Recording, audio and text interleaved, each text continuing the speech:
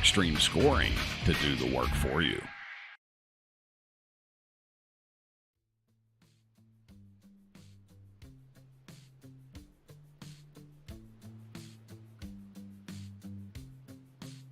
The warm temperatures and southern breeze and ocean breeze brings us to the virtual Homestead Miami Speedway for round 4 of season 3 of the SBO Network's American Muscle Series. Here from the virtual Homestead Miami Speedway. My name is Alex Andersen. I am joined up in the commentary booth by Tom Dillon with Robert Schwenkler in our virtual production truck. But a bit of information about this circuit.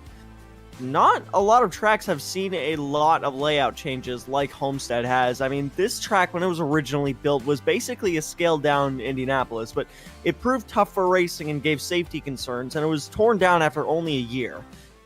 A more standard paperclip layout was soon built, but the relatively flat banking did not produce great racing. So, in its current layout, the track has variable banking from 18 to 20 degrees, and the racing is incredible. At the current moment, the track hosts all 3 NASCAR races, and in the past has also hosted some IndyCar, IMSA, and the FIA GT Endurance Series. So this track can really do it all, especially with this road course here tonight that we are at. And I mean, some pretty high temperatures for these guys compared to what we've seen. I mean, right now it's the summer in the middle of Florida, late August, and that's where it's going to be the hottest, 90 degrees outside with a track temperature of 101. These guys, Tom, are going to be struggling here on the hot track. Probably a little bit, yes, Alex, and I think it's going to certainly be a little bit interesting. Because Antonelli clearly having issues warming up his tyres because he's having to do it quite aggressively. But it's a very nice track here today. I quite like the road courses, the rovals, as I suppose they call them in some parts of America. They very good for the fans, of course, because you can sort of take a seat as if you're at a football game and see the entire racing action.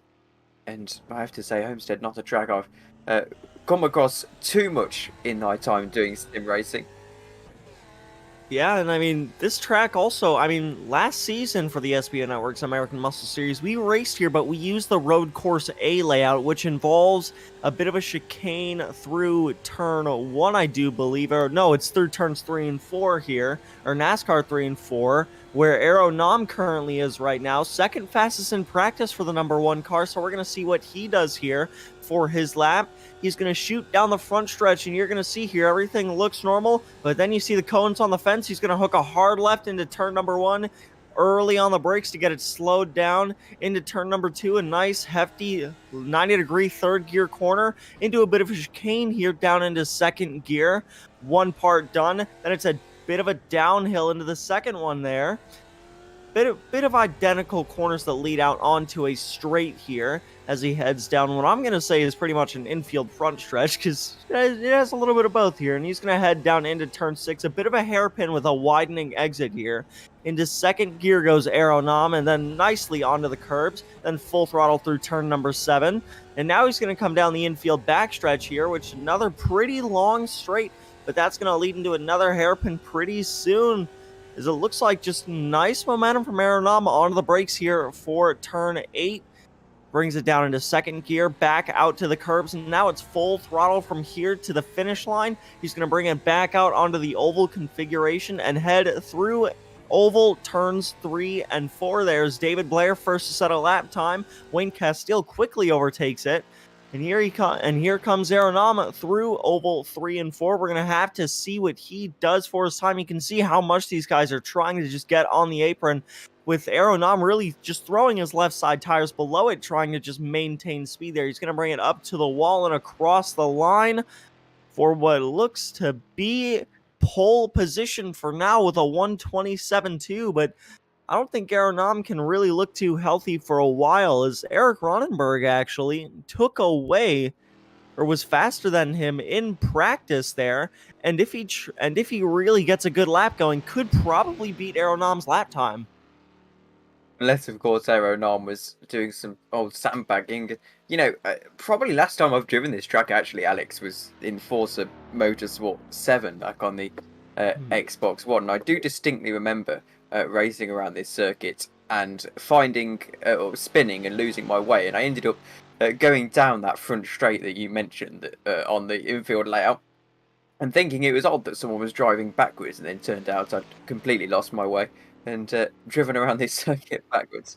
But Jay Bast is on a lap and looks pretty decent at the moment, hoping that he can cement his challenger pole. And at the moment, only 400ths of a second off of the pro category, hoping that maybe he can get himself in amongst the pros, as that would yield some very good points compared to his challenger rivals, who will be sat a little bit further down the order, and maybe he's eyeing up a pro category drive next season. Yeah, and he's doing pretty well for himself. He's not really in a class of his own, as Stout is. Well, actually, I thought Stout was 2 spots behind him, but there goes Keck to really 1 spot behind him. So Jay Bass is a very good drive for himself through qualifying so far, but he still is going to have a bit of a target on his back from the 147 car behind him of Phil Keck, but still doing a really good job in that 153 car, only 8 thousandths away from the pro class there of Matt Malone.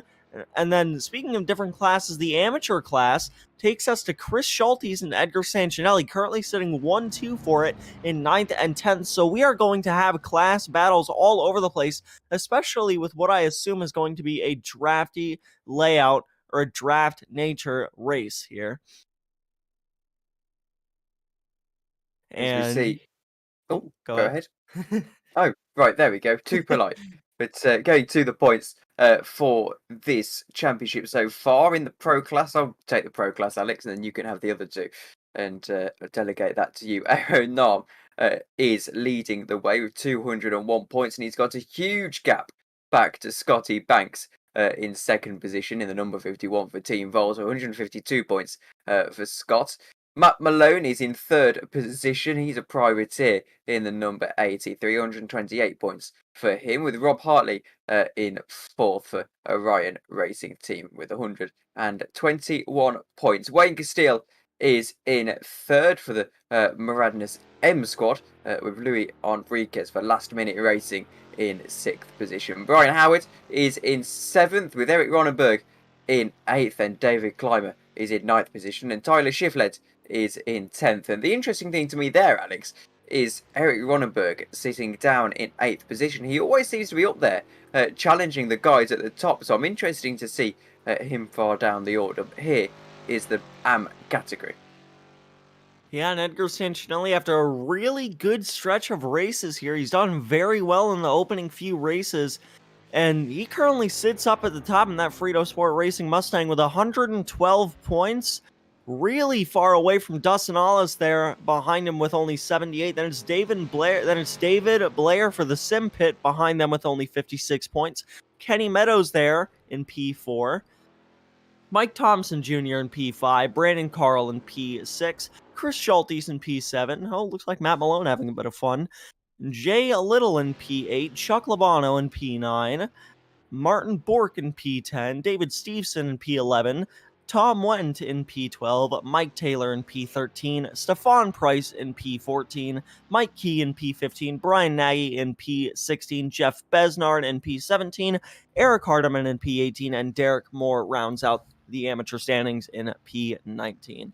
And over on the challenger side of things, Jay Bass currently leads Jesse Hodson by quite a bit there with 135 points compared to Jesse's 98. But the real battle is for second here, with Joe Stout only 3 points behind Hodson there with 95. Then it's Clint Fletcher in P4, Michael Puchik in P5, Phil Keck in P6, Matthew Guzenda in P7, Matthew Thompson in P8, Jason Gata in P9, Roger Clark in P10, Roy Baker in P11, Scott Brooks in P12, and Mike Nickham in P13.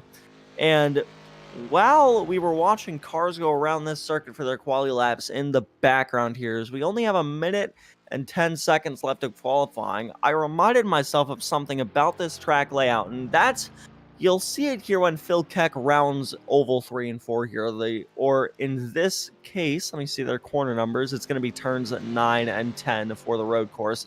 But you'll see it when he heads through turns 9 and 10 here. If he does bring it down to the bottom, there he goes. And if you look beneath the grass there, you can see a bit of an extra lane. It goes to the apron, then grass, then a single lane that leads to the pit lane. And when these guys enter the pits for their one stop that I believe they will have to make, they are going to have to take that access road. So a major part of who wins and who loses could be how drivers take that access road. And some of these sort of oval road courses, they can actually be big challenge pit lanes. If you think about Daytona, plenty of times have we seen dozy LMP2 drivers forget that they haven't got ABS and make them a right hash of their race and for their team heading down into that pit lane. I imagine it's much of the same here, actually, in that it's quite difficult and maybe something that could become a factor a little bit later on. But here we go to the starting grid. Aaron Nam is on pole position. Brian Howard in second. Scotty Banks is in third. Even Hushak is in fourth, with Brian Castillo starting fifth. Louis Enriquez starts sixth. With Eric Ronenberg, despite promising pace in practice, not able to convert in qualifying, down in seventh. Matt Malone starts eighth. Then it's Jay Bast, Jesse Hodgson lining up together with Phil Keck and Chris Shortese on the next row of the grid. Then Edgar Sanchinelli starts on the AM category pole position, with Joe Stout in 14th position. Dustin Arliss in 15th, with Clint Fletcher starting 16th. Chuck Labano and David Kleiman make up the next row of the grid, with Michael Puchik and Martin Bork starting 19th and 20th. Roy Baker and Mike Thompson Jr. start 21st and 22nd, with David Stevenson in 23rd. David Moore starts 24th. As for the back of the grid, Matthew Thompson starts 25th, with Matthew Gazenda alongside him in 26th. David Blair and Scott Brooks start 27th and 28th, with Mike Taylor and Mike Nickham just behind them. Jay Little and Stephen Price at 31st and 32nd, with Tom Wentz and Jeff Basnard on the penultimate row of the grid, with Brandon Cole and Randall McGrew, who isn't racing, but Brandon Cole is rounding out the grid for you this evening. And there we go, Alex, ready to get going. And we have a pretty stacked field here tonight. Everybody really close to each other. All the classes are quite grouped up towards the front here, especially with the top 8 consisting only of pro class drivers, which is something that I haven't seen here in quite a bit in the SBO Network's American Muscle Series. And real quickly, before these cars get rolling, we're going to knock out a sponsor read very fast. And this one is going to be for Gunfire Games, who are the developers of the recently released title Remnant from the Ashes, which is available for PC, Xbox, and PlayStation platforms. So big shout out to them for sticking their neck out and supporting the SBO Network's American Muscle Series so we can do what we love to do up here in the booth every single week. And as we start to get racing here, there's a lot of different things that really could happen in this race. I mean, with what I'm going with is going to be a pretty draft-heavy track, judging off of just, you have the front straight, I mean, you have the back straight, then NASCAR 3 and 4, then the actual front straight, then both straights in the infield. I mean, people are going to be grouped together, and I'm going with it. It's going to prove for some fantastic racing over the course of 40 minutes. It should provide some superb racing indeed, Alex, as they just start to form up and get ready for this one. The lights off of the iRacing safety car, of course. And if I had to choose a winner for today, I have to say I think Aero Nam is going to continue his absolutely superb run of form if he can keep the tyres up to temperature, as that is not up to temperature but in their window as we head through a 40-minute race. It should be a little bit of a difficult task, actually, keeping those tyre in the window. But I'll let you call the race start, Alex. Yeah, and speaking of tires, like we were mentioning earlier, Tom, I mean, the temperatures of this track, I mean, it's southern Florida in late summer. It's going to be hot down here. And just the way, just how hot this track is going to really affect these drivers, I would assume. And I mean, it's going to make it a lot slicker. It's going to make it a lot more difficult to conserve your tires for the latter stages of this race, especially when you have to make your pit stop here. But these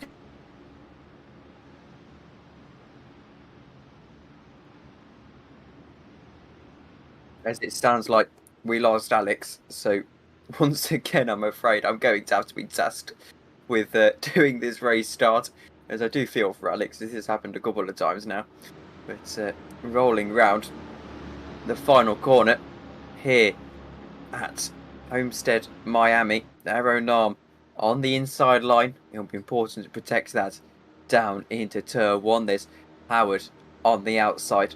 This should be a roaring race start. The safety car dives to the pit lane, and Aero Nam is in control of the field as we get to the start of this race. We go to 5 red lights, and the green flag is out here in Miami. It looks like a huge start from Aero Nam as they tentatively run down into turn 1. It looks like Scotty Banks has got up into second position. Further back, there are a few scuffles still going on. Hubchak gets through on Enriquez. Enriquez back through in there, and you can see just side by side, 2 by 2, all the way through this field as they head down into turns 2, turns 3. It looks like Clint Fletcher's had an issue, a disconnect or something has put him back in 15th position. Eventually, Buchik has moved up to 17th position. Thompson gets past Moore further down the field. It's absolutely manic as they are pretty clean, actually, through the first part of this lap, as there's a little bit of a moment for someone behind.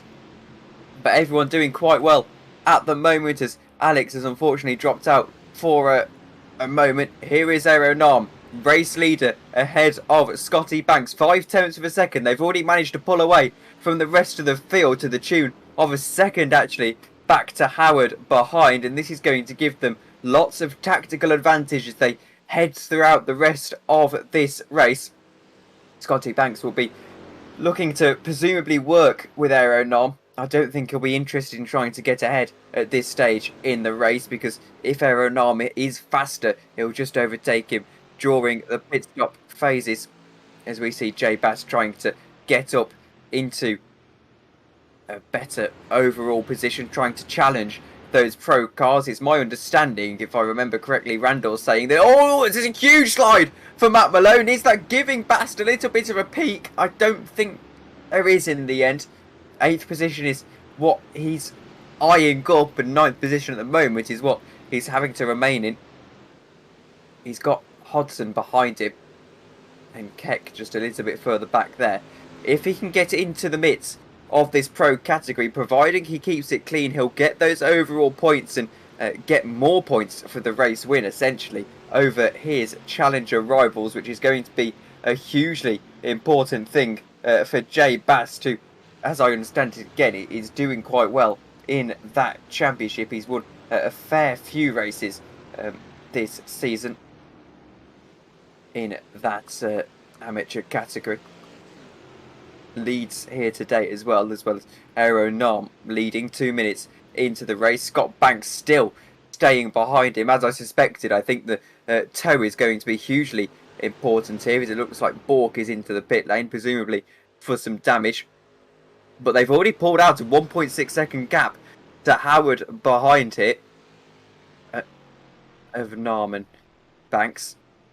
And this is quite the important thing for them, as here is what happened to Martin Bork. And I'll concede something wrong with my replay, so I'm not going to be able to give much important insight on this, as I can just see static cameras. And well, we'll probably use this opportunity to give you one of the sponsorees for this evening, and that is Gunfire Games, who are the developers of the recently released title. Oh, I'm hearing in my ear that apparently Alex has done that one already. Shows how much I was paying attention. But anyway, with 3 minutes gone in the race, we'll leave the sponsorees aside for a moment and let the professionals do that. As Aero Nam leads the way in Homestead, Miami. We're about 10% of the way through the race already. Would you believe it? And Aero Nom has done a 10th of his job, as has Jay Bast and Tees for that matter. Scotty Banks still just using Aero Nom as a bit of free slipstream, a little bit of fuel saving. There's a few race control messages. The 205 and 213 was under review, but Racing Instant is the call from Randall McGrew, who's back on race control this week in the American Muscle Series. Scotty Banks is a little bit closer to Aero Nom than he has been on previous occasions. He's bump drafting him practically down the straight, and then you could see just on the brakes much earlier Scotty Banks. He doesn't want to get embroiled in a battle that's going to cost them time when it comes to the chasing pack of Howard, Hubchak and Castile. By the way, Hubchak is through on Howard, and they're having a little bit of a scrap down there for third position overall. And it looks like Hubchak has got through. He clearly thinks that he's got the pace to chase after the leading two, and you can see already he's gained a little bit of time, 5/10 of a second. He needs a great deal of pace and probably a great deal of cooperation from the people behind him in order to chase up and catch up to Scotty Banks and Aero Nom in first and second position. Brian Howard doing a stellar job at the moment in fourth position as well, as we see Jay Bass still trying to chase after Matt Malone, but I think at the moment the best thing he can do actually is stay within this pro category. It's giving himself a chance to pull away from Hodgson.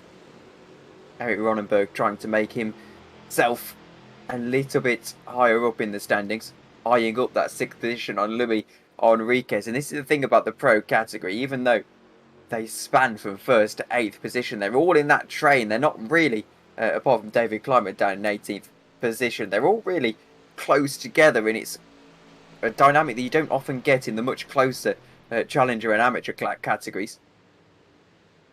As we see down into turn one, Ronenberg trying to attack Enriquez, but also trying to defend against Matt Malone at the same time. It's a fine balancing act when you're in a train like this, just trying not to force any moves, because you can quickly find yourself falling victim to the cars behind you.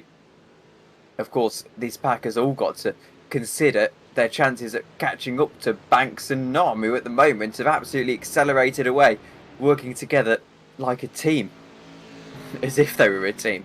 As I can tell you, we'll get Alex back in a moment. He's having a few computer issues, but we can press on. For the moment, 7 minutes into this race, Aero Nom still leading it in Homestead, Miami. As we see Santinelli, and Santinelli's round, and what a time to join the leader, the second place car, I apologise, not the leader in the amateur category. And Edgar Santinelli, who has had a pretty unlucky run of form in the last couple of rounds. He did win last week, but before that he had a couple of issues. As we see the replay of Edgar Santinelli just through the hairpin and then just lit up the rear tyres, and Santinelli goes round. And I'm afraid to state, it's a mistake that he'll probably go on to ruin, regret, as this race wears on. He's now got a great deal of time ahead to the amateur podium. Of course, he'll be just trying to hope that he can get through here. As we see a David Stevenson crash. I haven't got replays, but we are rejoined by Alex Andersen. Alex! I do deeply apologize. I quite literally have no idea what just happened. I think my entire setup just bit the dust for a few minutes there, so I'm going to try and get everything set up once again on my end. But yes, I am back, and Tom, I do deeply apologize for you having to carry the entire start in probably first 10 minutes or so. So I'm going to try and get loaded back in as fast as possible, so just give me a few minutes here. No worries at all, Alex, as these things do happen with modern technology. And to be fair, it's woken me up a little bit with the 1:30 alarm ahead of this stream. Is Aero Nom now having to defend a little bit from Scotty Banks. Here is on board And you can see just backing out, but wanting to go too wide here, Scotty Banks. But I fear that just backing out of the throttle for a moment has cost him. Then you can see much earlier onto the brakes. He's driving very conservatively at the moment, Scotty Banks, knowing that this is a very good position for him and a very good chance at winning the race if he just plays his cards right. But as with a lot of things in racing, it really is a house of cards. And if he makes one wrong move, it can all be over. So wanting to play that delicate balancing act at the moment. There's some support for Jay Bast in the chat as we see Clint Fletcher trying to defend and trying to do a bit of attacking as well on Joe Stout, but trying to defend for Pucic as well. This is the wonder of this sort of pack racing in the train, and especially with the slipstream down those oval corners. You know, I reckon I could help a little bit here, just off of using the track map and the timing tower while I load back into the session. As correct me if I'm wrong, but I believe they are heading into turn 8 now. Clint Fletcher still holding off Michael Pucic for the moment through that corner.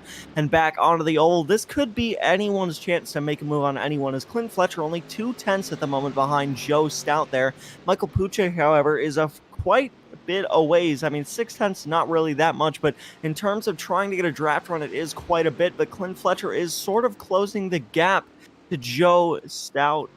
And Tom, did I get everything right there? Just to make sure. I believe so, Alex. Seamlessly done. So I can help a little. Yes.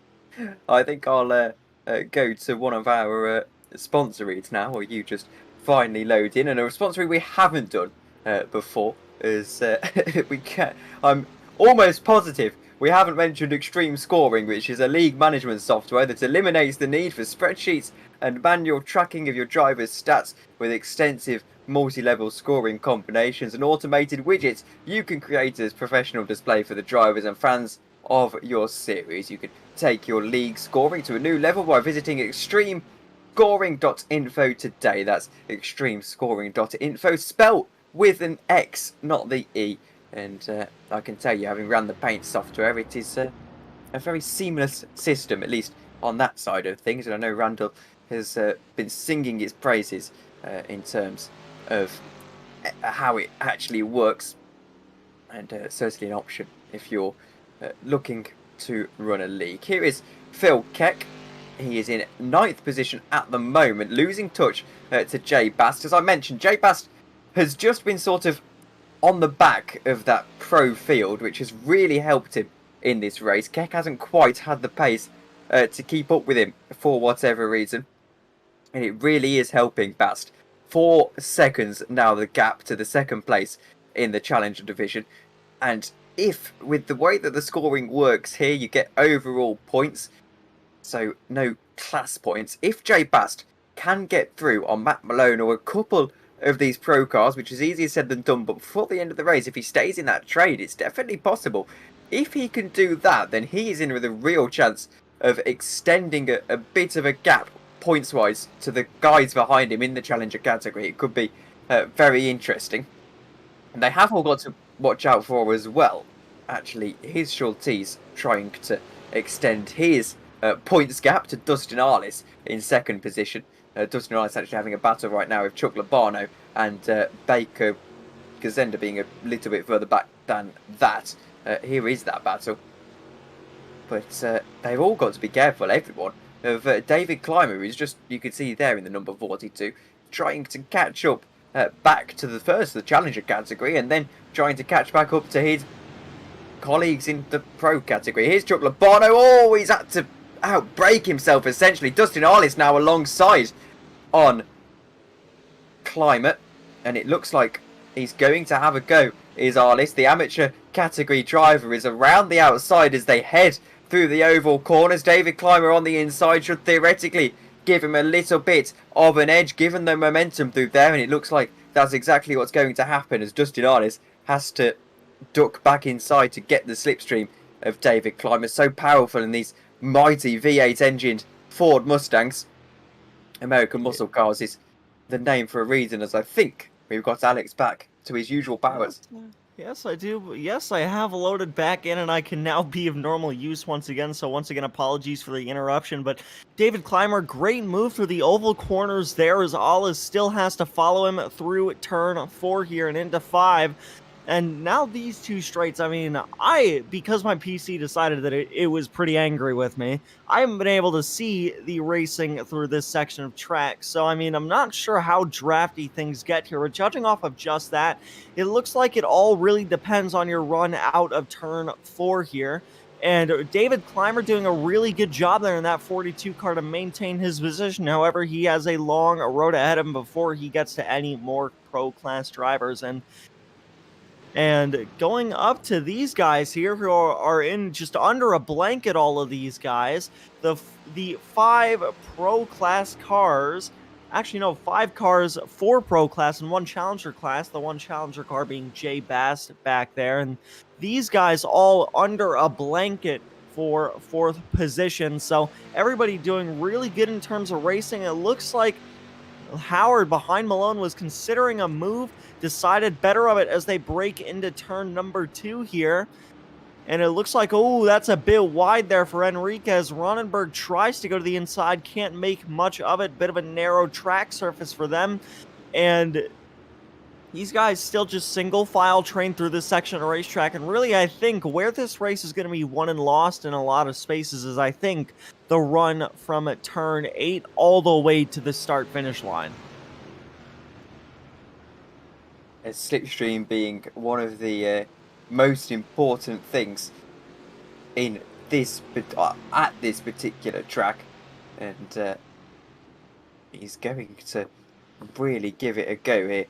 Is Matt Malone, as is the car ahead of him, Eric Ronenberg, who, as we said, Alex, had that pace in practice, and then it just sort of started to wane, and we didn't see a great deal of pace from him thereafter in qualifying.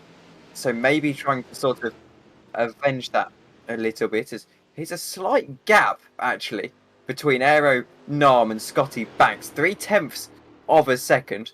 And I do have to wonder, is that just going to be the undoing of Scotty Banks in this race? I don't know, you can see how much the draft is helping him close up that gap, but I really think that Eric Ronenberg, Scotty Banks, he lifts a lot earlier than Aero Nam there into turn number 1, gets a good exit towards 2, but I think overall it's a net loss of time as they head through what I'm going to call a chicane pretty much. But it looks like he's made up that time here as they exit turn number 4. And now he's got a bit of a run here. I'm not sure if he wants to do anything with it. I don't think he can do anything with it. I mean, if he were to be a little brave on the brakes, he could have probably tried to make an out-braking maneuver, a bit of a dive bomb there into turn number 6. Through 7 they come. But it looks like Scotty Banks, I would go out on a limb and say he's probably a bit better in the infield section, and he's hanging on to Aero Nam really well, manipulating that draft. I mean, it looks like Banks, he just brakes earlier, gets nice exits, and is just able to really just maintain that gap and even close it here. And honestly, judging off the way the gap is under 0.3 by the time they got to the backstretch, I would go with that if, I mean, I haven't seen much this race, but if Scotty Banks could go for a move, it could be now. So, Mac Malone is through on Enriquez. And that is a move that will feel so important to him, and now can chase after that 0.7 of a second to Eric Ronenberg. Here's the replay. It was around the outside, actually, at the banking section. He's just nicked the slipstream with Ronenberg ahead of them. And, well, that is how you do it, and that is the importance of slipstream really shown on screen there. As even though we've got the infield here, as Matt Malone has a little bit of a squirrely moment, even though we've got the in-course, the infield section of this circuit, that back straight, it's still giving us all the qualities of oval racing.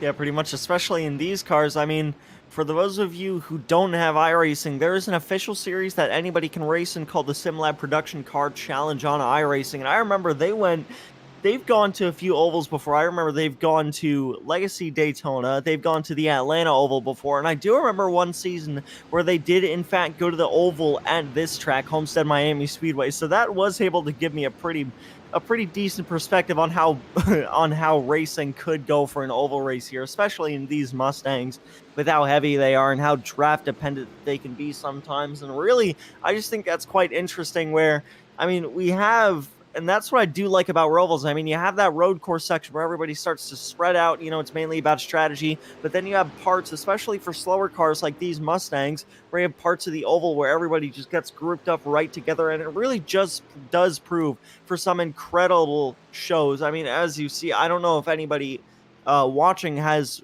watched the NASCAR races at the Charlotte Road Course. I mean, but those races are just absolutely fantastic. And I mean, these Mustangs on the virtual Homestead Miami Speedway are giving us a great glimpse into what that's like.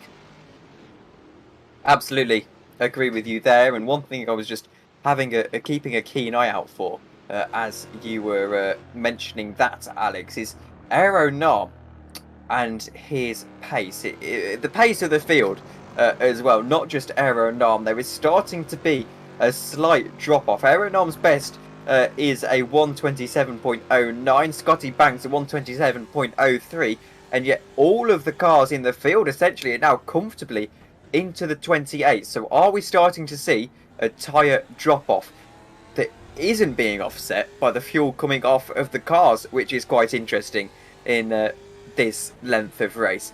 Still 20 minutes to go, which is plenty of time for anything to happen, really. However, I suspect, given that evidence, they're certainly going to be taking a set of tyres here. Yeah, and these guys are going to have to head into the pits soon. And remember, they have to take the access road through NASCAR 3 and 4 to bring it through the pits, I believe. So these guys, I mean, it's going to be pretty interesting. And I mean, I know I mentioned it during practice, but I mean, this race really could be won and lost by how you take that pit road access line. So, I mean, if you're Scotty Banks right here, first time you've held on to Aero Nom this well all season, I mean, Banks is going to have to really be on it through the pit lane just to make sure that he can still maintain that gap when he gets out of the pits and just still have a shot to get around that number one car. But if these guys do have to pit, which it looks like they do, as quite a few guys back there, Sancinelli, Thompson, and more head into the pits, I do believe they will have to pit. So, I mean, really, that's where we have to shift our focus, is to the pit lane and how these guys handle that. Because really, I mean, if you're Phil Keck, you know, you're three, almost 4 seconds behind Jay Bass for the lead of the Challenger class. You could make up all that on pit road if you play it right. And I mean, if you're Scotty Banks here, hanging on to the back of Aero Nom, if he plays his cards right, he could end up in front of Aero Nom by the time they get out of the pits. And same thing for Chris Schultes and Chuck Labano there for the lead of the amateur class. So it really could happen between anybody. And I think what's going to matter is just how these guys handle the pit lane. Certainly. And I'm just curious, Alex, you say they have to take the access, or whatever you call that lane of traffic. It looks like as they head down onto the front straight here, that actually there's a little bit of an opening for them to take the pits just down the front straight. Is that something that they can take there? Or do they have to go for that access line, which would certainly, actually, as Eric Ronenberg dives into the pits, it certainly would create some challenges. As I can tell you, getting a NASCAR stopped is no mean feat at an oval, and getting these cars stopped, which haven't got the best of brakes, I think would be even more of an experience. You know, I once did a Daytona 250 when I was very bored on R-Factor 2 against the AI, and well, it ended on lap 75 when I was in the lead, with me finding out just how bad NASCAR brakes can be. Though I suppose there's the effect of the cooling due to not using them on the oval, so perhaps not so difficult here, as here's a move for 23rd position with Brandon Cole. And I think we might have something to say about Brandon Cole, Alex. Yeah, and he is one of our supporters for the American Muscle Series, so a quick little read about him. And if if everything is going correctly, you should see a little setup of him racing through his live stream. So the amateur division is generously brought to you by one of our own amateur drivers, Brandon Carl, and his Twitch channel, BCXCarl. So go show him some support and give him a follow at www.twitch.tv/BCXCarl. That's www.twitch.tv/BCXCarl. So a big shout out to him for bringing us the amateur class to give us more just incredible racing on a week-to-week basis. And so far, I mean, everybody they've stayed out for the most part here. They haven't really brought themselves, or the field in majority hasn't really brought themselves into the pits. I mean, we've seen some guys go into there as in Thompson. Actually, it looks like there's 2 Thompsons on screen. So Edgar Sanchinelli, I know he's pit. Moore has pit back there from 29th spot currently. So these guys, I do believe they're going to have to pit here. It just matters when. Here's a replay of Joe Stout. It looks like he's heading through turn 3 right now. Ooh, looks like a little bit early on the gas. Maybe caught the curb the wrong way. And a mixture of a hot track brings him to a halting stop at the exit of turn 3 heading into turn 4. So unfortunate for him, but he's able to continue it nice and smooth there in P20 now after that incident. So here is our splits for each class. Currently the pro class, I mean, the 2 leaders of the pro class are right on top of each other, and they have been the entire race with Aero Nam and Scotty Banks. Here you can see them just racing. They've been racing like this the whole race with Scotty Banks, just sitting on the back bumper of Aero Nam, not really making a move, just kind of watching. And back to the Challenger class, correct me if I'm wrong, but Keck probably, I don't know if he did something, but he closed the gap a lot to Phil Keck there over the course of a few laps, and there you can see it closing again. I think that's Phil Keck back there behind Howard right there heading into turn 3. So I mean, Phil Keck has done a great job closing that gap. I'm not sure what it is. Yeah, there he is in the 147 car. I'm not sure what he's been doing, but it obviously has been going very well for him. And Chris Schulte's there for the amateur class just really has nothing much to worry about with a 5.5 second gap for the lead. He's been doing a really good job, been nice and smooth and consistent here as he breaks towards turn 6. But one thing that could be a bit of a problem for him, there is no cars in between him and Labano. So could it be hammer time for Labano if he wants to try and catch up to Schulte's? But we'll have to see what happens over the course of the next remaining 14 minutes.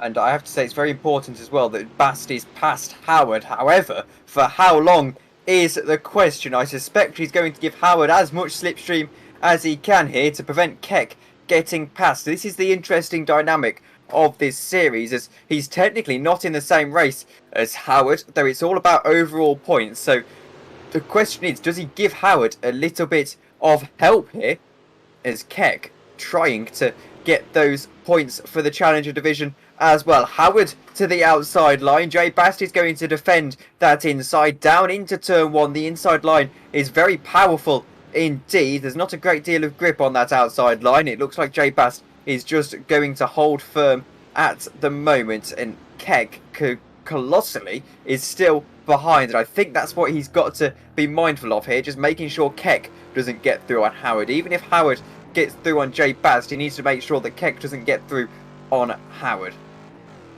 I don't know, though, with how much Keck started to close that gap there in the previous couple of laps, I would presume that it really doesn't matter all that much for this driver from the United States. So I think Keck just needs to keep his head in the game, you know, just stay consistent back here, wait for an opening where he can maybe get around Howard, or if Howard gets around Bast, to try and just make a move to, you know, take the lead of the Challenger class with only around 12.5 minutes remaining, which would be very good for that driver. And he might, if he's able to do that, he could hold on for the win, but we have to see what happens to these guys, especially through this draft-heavy section of racetrack here. And it looks like Bast might have lost a bit of time there, but oh, here they go. This is, yeah, so it looks like they will have to make a pit stop. And to answer your question, Tom, these guys will have to use the access road, judging off of what Phil Keck is doing. So now we have to see when everybody else pits, and that is going to bring Keck into the pit lane. He's going to lose some time, but We're going to have to see where he exits the pits in relation to where Jay Bast is. And now, I mean, these pro class guys are going to have to start worrying about that too, especially when they're under a blanket for a battle here with Evan Hubchak. I mean, Matt Malone, Luis Henriquez, all these guys. Pitting really could just take those gaps and just extend them by just seconds. And I mean, that would just really dethrone all of the racing action that we see here. And it's really just going to be a test to see who can get their car into the pits, put the least amount of fuel possible, and make up the most amount of time doing that. And it's not even with only these guys, it's with people all over the field. I mean, the battle for the Challenger lead. We saw Phil Keck pit from P2 in the Challenger class. He's going to have to take fuel, but I mean, Jay Bass could take less and end up with a bigger gap for the amateur class. Chuck Labano could really try something in the pit lane to make up time, and Scotty Banks, he could also try something in the pit lane to end up ahead of Aeronam, as it's looking like, judging off the way these two have been racing, it hasn't been easy to make a move here, even with the runs that Banks can get down the front stretch sometimes. So these guys, and actually I think Banks might just be saving a bit of fuel there, just lifting before the start-finish line there. So, I mean, the pits really, I think, is where this race is going to be won and lost. Is my favourite cliche. It has to be said. But Scotty Banks, I think his goal here is going to be to try and win it in the pit stop phases, Alex. I think you're bang on there, because he has been staying behind by all definitions of the word. I think if Scotty Banks really wanted to get past Aeronam, he would have done so by now. But I think he appreciates the value in that tactical game of getting that 7.1 seconds on Hubchak behind. And I think here, really, he is going to have to play it smart. If Aeronam pits now, he's going to come out into traffic. So Scotty Banks knows that he holds the cards here. He can basically just play the waiting game, and Nam goes deep, and this might just spoil the party a little bit, as Scotty Banks can't quite get the exit out of the corner. But I think he is going to try and just do the opposite of whatever Aeronam does. This is where it really gets psychological, as if they're not careful, both of them trying to play the psychological game of when you come into the pits, they can end up harming both of them, as I think this could be a very interesting last 10 minutes of the race. You know, honestly, I think that it looked like to us that Aeronam just missed the corner, but we know how smart that driver is. I honestly think that might just be the line that he takes for turn number 8. I mean, from judging from what I've seen him do through that corner, he really just, he throws it in there, exits wide, and the thing is, you would expect that Scotty Banks would get a better exit, just making a nice, smooth line through the center of that corner, but really, Aeronam pulls away every time after he makes that move to dive deep into that corner.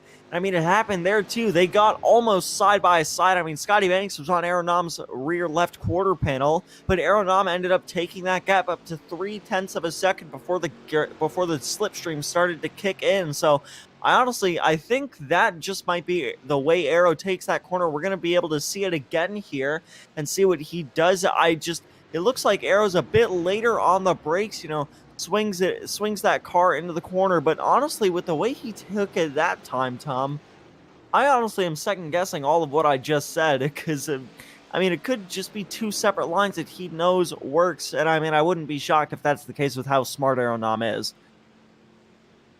And now the question is he going to dive into the pits that this opportunity is, and Scotty Banks is going to follow him in, and this is where it gets interesting, because if one of them can just have a slightly shorter pit stop, there's only 8 minutes to go, so maybe they choose not to take tyres. This is where it's going to get interesting. They both hit their marks heading into the pit lane, and now, surprisingly, the most exciting bit of this race is going to be in the pit stops. Can Aeronam get out ahead of Scotty Banks, or can Scotty Banks try and do something special in these pits? They wait for their box so agonisingly far away, and the pit speed limit doesn't feel very fast at all. Can Aeronam get out of the pits? We can't see if he's taken tyres or not, unfortunately, from this particular angle. He's away, Scotty Banks is away, and it looks like they had the same length pit stop. So Aeronam actually has gained a little bit of time on Scotty Banks, 1.6 seconds through the pits, and that might just be the race won. Yeah, Aeronaut pretty much gained an entire second there just through the pit cycle, but another deciding factor is, I mean, judging off the way the clouds just shifted and the way the track looks now, I think that we might have just gotten a bit of sun for the moment, so the track temperature could be racing, especially with 30, 35 or so cars just going around it, and this outlap here in the subsequent laps could really, I mean, pit lane probably decided this race, but this could really go towards the favor of Scotty Banks if he can have a consistent line. But honestly, that's banking off the fact, hey, look, Scotty Banks banking off the fact that if Aeronaut makes a mistake, and really that is a massive, massive if. And if anything has gone to show what Aeronaut can do, not making mistakes is one of them. And he's just such a consistent driver, and he's so fast while doing it. So really, Scotty Banks, I think, is going to need a miracle to make it happen. Chuck Lobano was in the overall lead, but unfortunately his shining moment is over at this stage. And Alex, I think we've got a couple of sponsor reads to get through. So do you want me to do SPO Networks, and then we can get into the end of this race?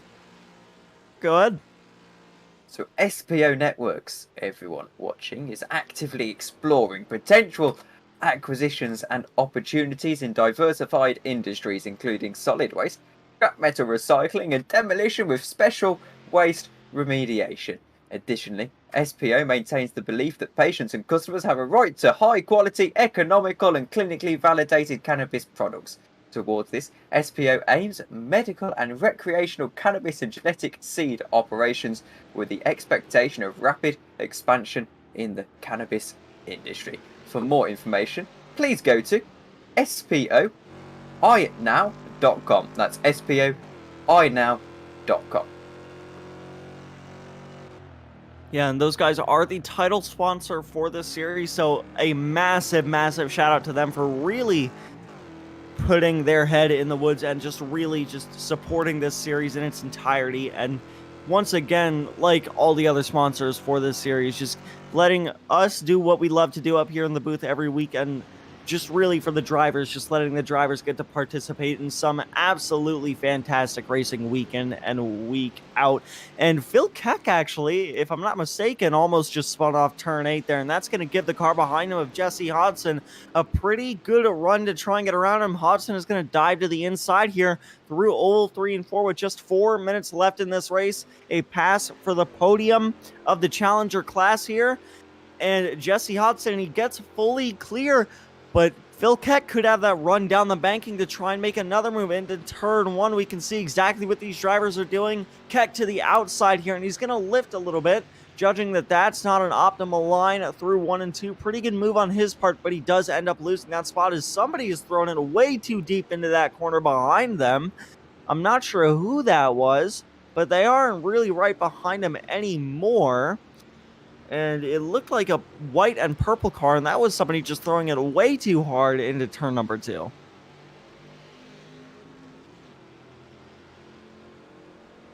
And Sorry, Alex. Not a problem. With 3 minutes to go, looks like it's as close as ever between Phil Keck and Hodgson. I find it interesting to see, as we also welcome a couple of people in chat. Hannah Sager says, great driving, Jay Bast. He's got a lot of support in chat, actually. A loyal and dedicated fan base, Jay Bast. And then Hannibal Moore says, hey folks, I see I caught the last 5 minutes. Happy to have you as always, and hopefully it's an entertaining last 5 minutes. But I always find it interesting, Alex, how these cars, as people haven't taken tyres, which I find also very interesting, given the drop-off in speed, still into the low 28s. But I find it very interesting how we see so often in this series that the lines and the trains that they've been in all race long after the pit stops, especially when they're as late as they have been in this 40-minute race, around the 30-minute mark, how those trains just sort of evaporate and we get these gaps throughout the field.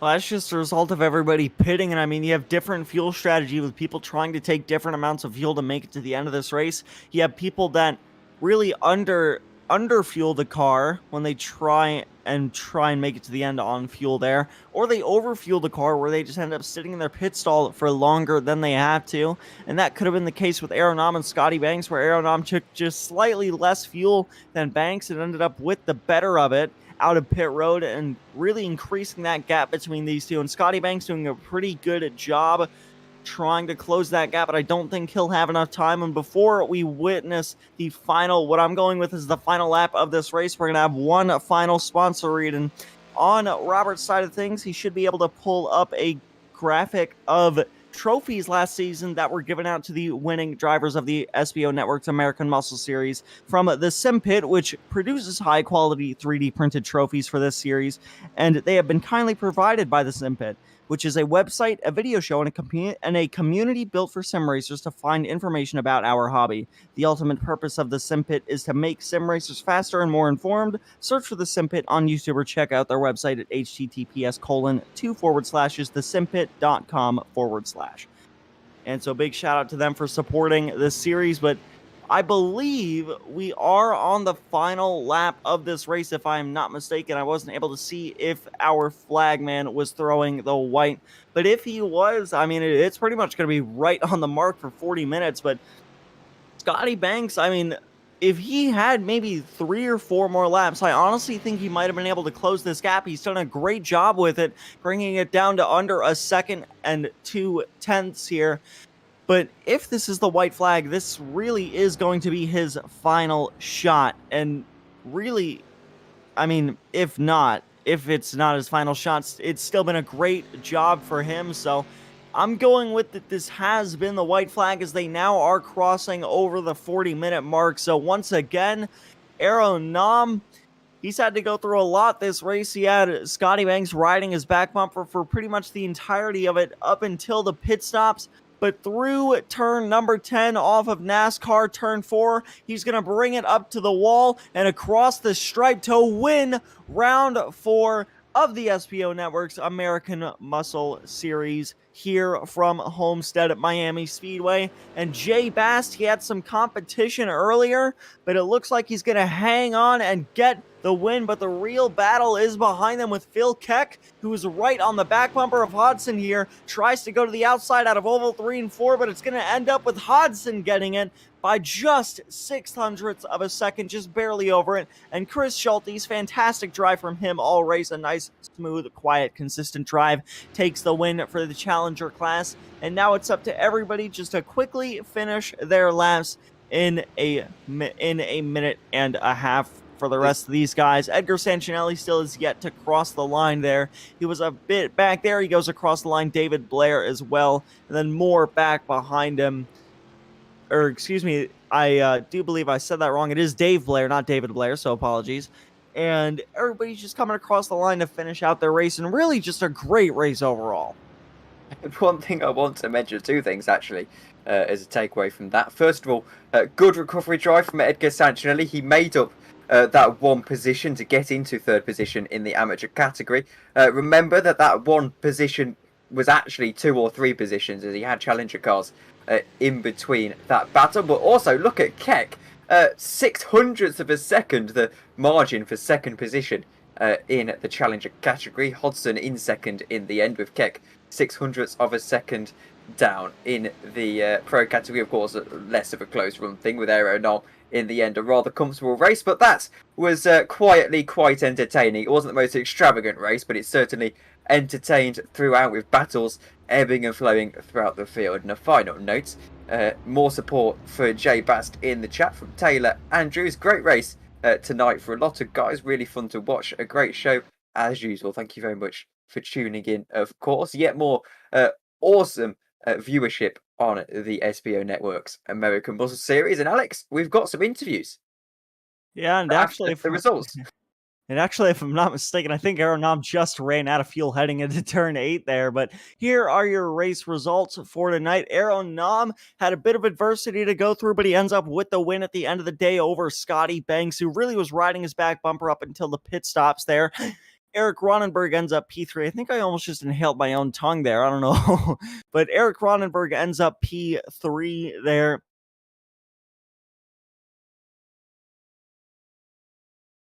as it sounds like it's happened again to poor old Alex. He can't catch a break, and I'll continue on his behalf. And I do feel sorry for him because it's absolutely not his fault. But Eric Ronenberg in third position. Matt Malone finishes in fourth, both of those being privateers, 8 seconds off of the race lead in the end. Evan Hoopchak is in fifth position, Louis Enriquez in sixth. Jay Bast finishes in seventh position. And to answer my question earlier on, is he gets more support in the chat. This man has got a bigger fan base than some football clubs, which I find very interesting indeed. As thanks everyone for showing your support to the drivers. He finishes ahead of one of the pro drivers and further solidifies a great result for him in the Challenger category. Brian Howard is that pro driver in 8th position. Jesse Hodson in 9th position. Phil Keck in 10th. Wayne Castile finishes in 11th position with Michael Puchik in 12th. Chris Ortiz finishes in 13th, wins the amateur category. Justin Arliss in 14th. Edgar Sanchez recovers well to 15th position ahead of Matthew Gazenda in 16th. David Blair is 4th in the amateur category, 17th overall. Then it's Roy Baker in 18th position in the number 180. And as we head to the second row of results, Joe Stout is in 19th position. Matthew Thompson and Clint Fletcher are 20th and 21st. And it's David Moore, David Clymer, Scott Brooks, Jeff Basnard, Jay Little, Brandon Cole, Mike Nickham, Tom Wentz, and Mike Thompson Jr. rounding out the top 30. Then it's Chuck Labano, Mike Taylor, Stephen Price, David Stevenson, Martin Bork, and Mike Key rounding out the field. And I believe that is the end of the field, actually, as it is. As Alex, unfortunately, looks like he's having a few moments with his computer. So I'll conduct the interviews for the moment. And first of all, I want to drag in Jay Bast, as he's been the one waiting the longest. And Jay, you've got a lot of support in the live stream chat, and you put on a show for everyone. That was a hugely dominant performance in the Challenger category. And to add a little bit of insult to injury to the competitors, you managed to get past Matt Malone there in the end. Talk us through. Yeah, that was a fantastic race. I was just kind of hanging on to the tail of the pro guys for a while, and just sticking with their drafts, learning their lines. Was able to pull out a bit of a gap to the rest of the CH guys, but that it was a fantastic race. I mean, the qualifying times, the top 5 of CH was within a tenth and a half of each other. So incredible fields. That just makes the win that much sweeter. And yeah, I'm thrilled. And well, as we head into the end of the season, I'm not too sure what the standings are actually, but you've got to be in a good amount of standing for that. Indy Road next. Thoughts on that track?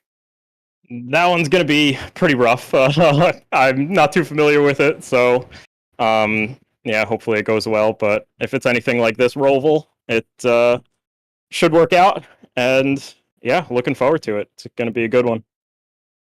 And thank you very much for joining us. Thank you. Jay Bast. And that was Jay Bast, the winner of the Challenger category, and finishing ahead of some pro drivers. Next up, I think is only fair, as he's been waiting for quite a while. We'll drag in Aero Nom. And Aero, this seems like a weekly event now, me having a conversation with you, as that makes it, I believe, as I'm just counting off, out of the 6 rounds we've had, you've won 4 of them. And just what is going on at the moment? You just seem unstoppable. Yeah, it seems so. Yeah. Today was just a little bit difficult to race because I knew there's no way I can get away with those big straightaways and app of the oval. So yeah, it was more like tactical race. And towards the end, you pulled out a huge gap after the pit stop. And what happened there? Do you know? Did you take on less fuel than those around you? Yeah, I have the second second fastest pit stop. So yeah, I pulled 1.6 seconds from Scotty, and that was it.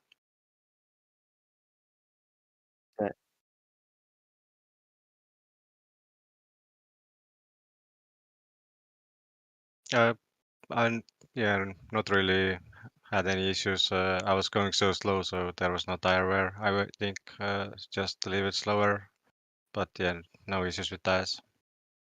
And one final question from me. We noticed a bit of a drop off in pace towards the middle stint of the race. You were doing 28s throughout there. Knowing that your best was 27, you mentioned you were going slow. Was that just purely a sort of fuel saving measure? Yeah, I was lifting in every corner, so I'm in every state. So yeah, it was just fuel saving. Thank you very much for joining us, Aero, and hope to speak to you again in 2 weeks' time. Yeah, thanks, guys. That was Aero Knob, the winner of the pro category and overall. And unfortunately, we can't get in the winner of the amateur category, but we can get the next best thing. Dustin, you must feel privileged as the first second place finisher to have the pleasure of an interview on stream. And I first, unfortunately, must ask you, do you think there was anything you could have done to pick up that win today?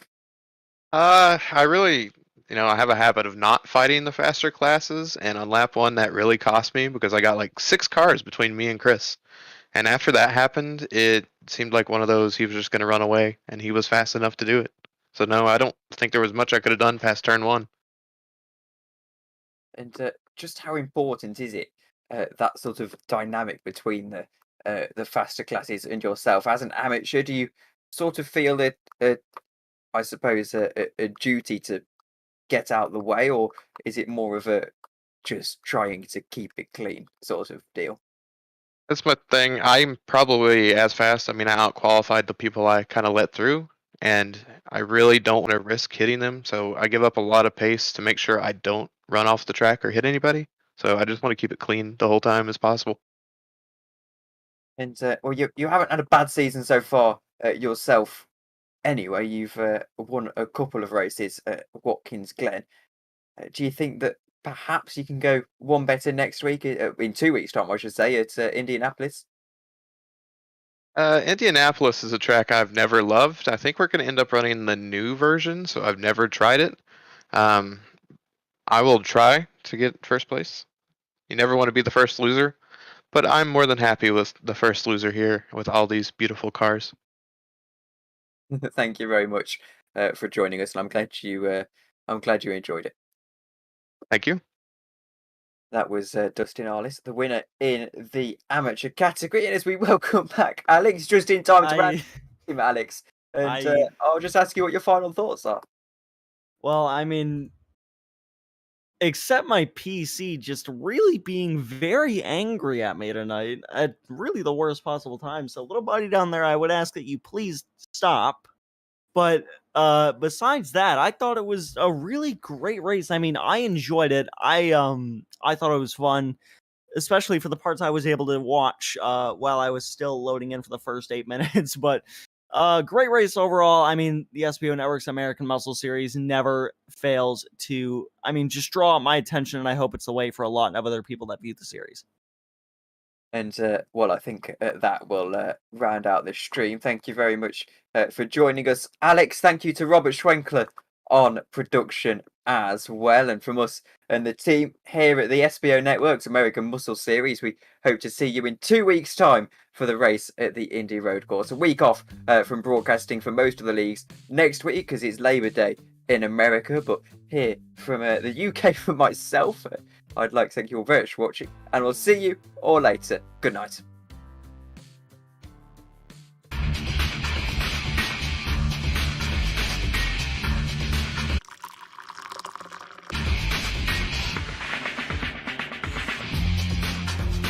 Allow Xtreme Scoring to do the work for you.